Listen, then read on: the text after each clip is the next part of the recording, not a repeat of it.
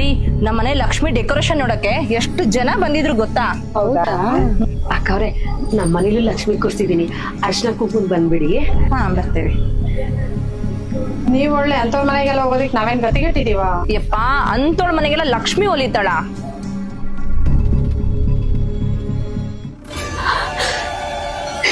ನೀನು ಗಾಢಮರದ ಪೂಜೆನೆ ಆಗ್ಬೇಕಾ?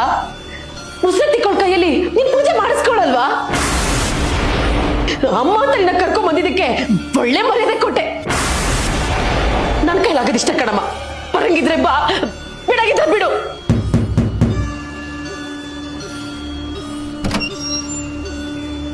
ಏನು?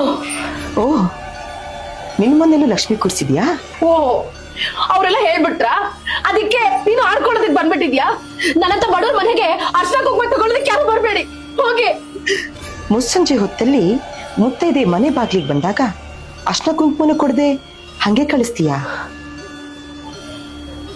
ಸರಿ ಬಿಡು. ಒಂದ್ ನಿಮಿಷ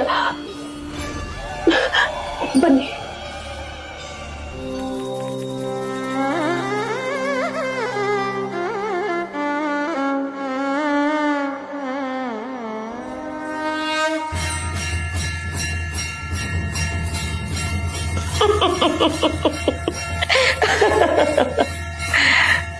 ಅಮ್ಮ ಅಮ್ಮ ನೀನು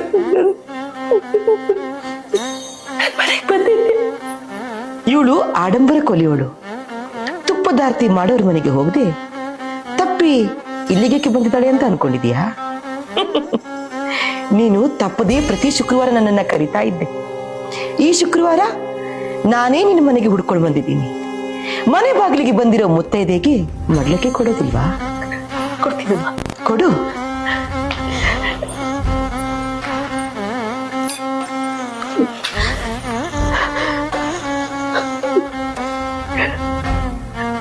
ಸದಾ ಕಾಲ ಸುಮಂಗಲಿಯಾಗಿ ಬಾಳು ಮಗಳೇ.